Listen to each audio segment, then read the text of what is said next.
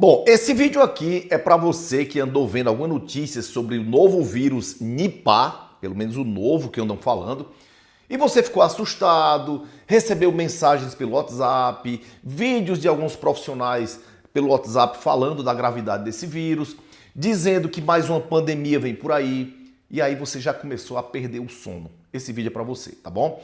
Então, mas antes de qualquer coisa, não me faça perder o meu sono.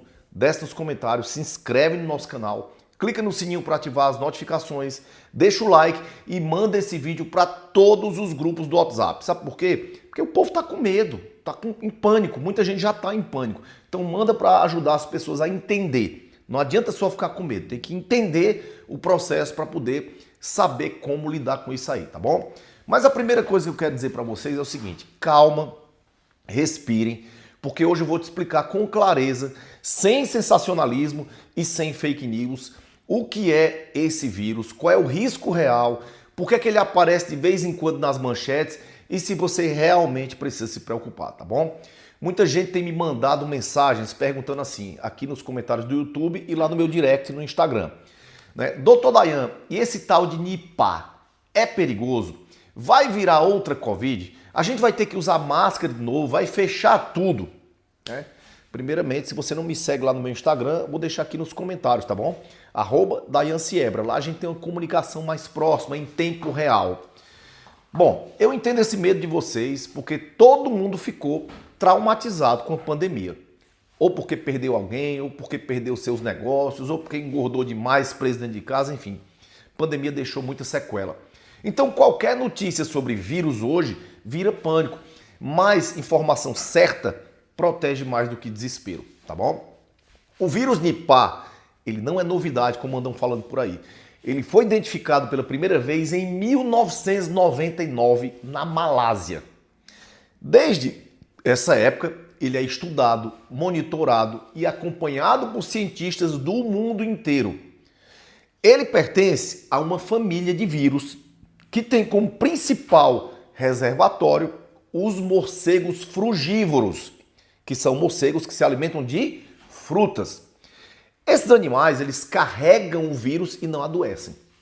E em algumas situações podem contaminar alimentos, ambientes ou outros animais, como fruta, como suco, como porcos.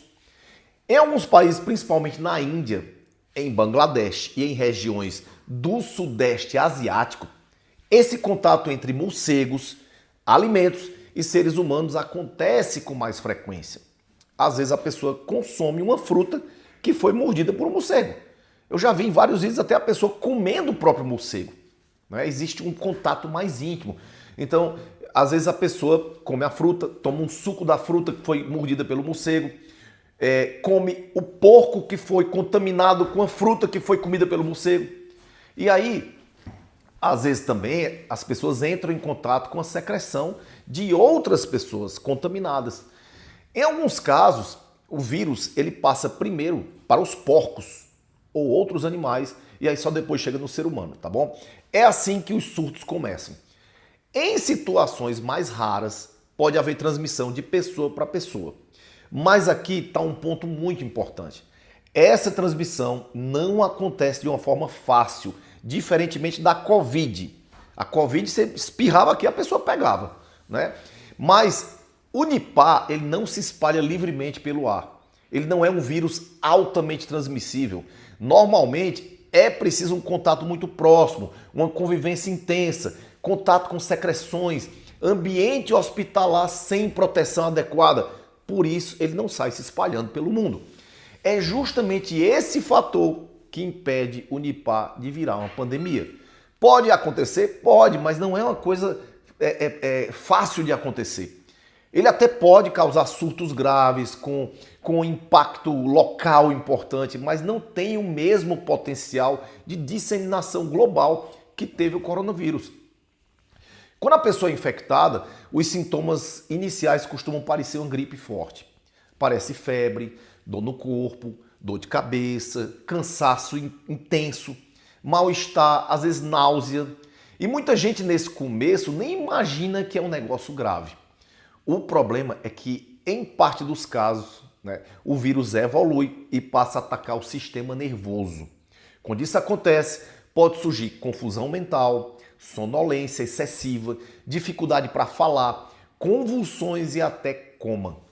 Isso acontece porque o Nipah ele pode causar uma inflamação no encéfalo, chamado de encefalite. O encéfalo é tudo que tem dentro da cabeça, tá bom?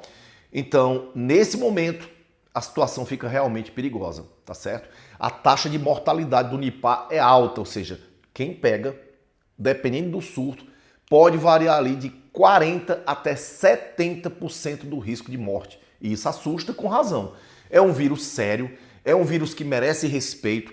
A taxa de letalidade dele, ele mata muito mais do que a Covid. Não é brincadeira. Só que aqui entra um detalhe que muita manchete ignora. Ele mata muito nos casos que evoluem, só que atinge pouca gente. Ele não se espalha em massa. Ou seja, é um risco muito alto para quem pega, mas um risco baixo para quem não tem ainda. Um risco baixo de pegar. Hoje, os surtos acontecem de uma forma localizada, normalmente em vilarejos pequenos, pequenas regiões, comunidades específicas. Quando aparece um caso suspeito, as autoridades de saúde entram em ação, a pessoa é isolada, os contatos são rastreados, os hospitais reforçam os cuidados, equipes especializadas acompanham a situação. A Organização Mundial de Saúde, meus amigos, monitora o Nipah há muitos anos. Ele faz parte da lista de vírus que precisam ser observados, tá bom? Porque justamente devido à gravidade. Mas a própria OMS afirma que o risco global hoje é baixo. Não existe nenhuma indicação de pandemia em andamento. Então é importante deixar isso muito claro. O Nipah não é um vírus novo, ele não surgiu agora, ele não está fora de controle e ele não está se espalhando pelo mundo. Ele não é uma nova Covid, ele é um vírus conhecido, estudado e monitorado. Grande parte do pânico vem de uma forma como uma certa informação divulgada de uma forma errada. Manchetes, elas gostam de assustar. Vírus mortal, nova ameaça, doença perigosa. Isso gera um clique, gera audiência, mas não gera consciência, gera ansiedade. Mas eu entendo, se você botar uma matéria, vírus raro de chegar no Brasil, que mata muito, mas contamina pouco, você não clica. Então assim, agora você tem que durante a matéria explicar a verdade, não pode mentir na manchete, não pode. E aí a pessoa, quando você mente, quando você exagera para ganhar audiência, as pessoas começam a viver em estado de alerta o tempo todo, com medo do próximo desastre, da próxima pandemia, da próxima crise, e isso adoece mais do que a própria doença.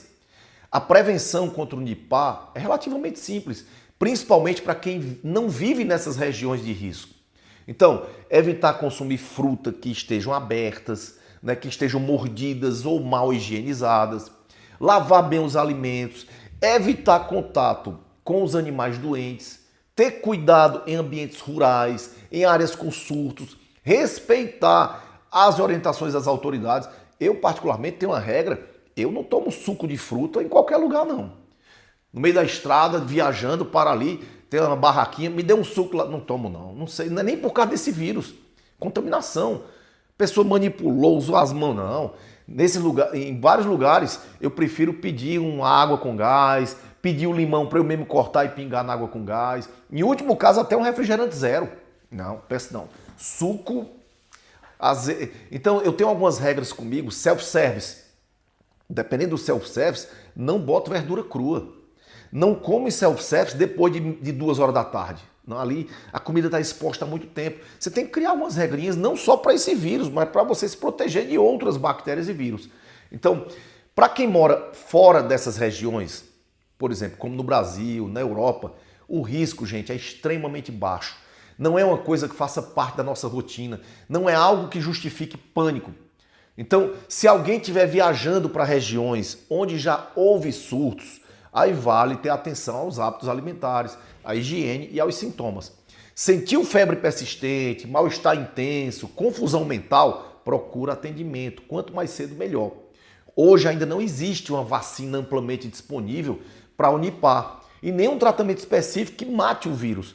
O tratamento é de suporte, ou seja, manter a pessoa viva, hidratada, respirando bem, controlando complicações, enquanto o corpo luta contra a infecção.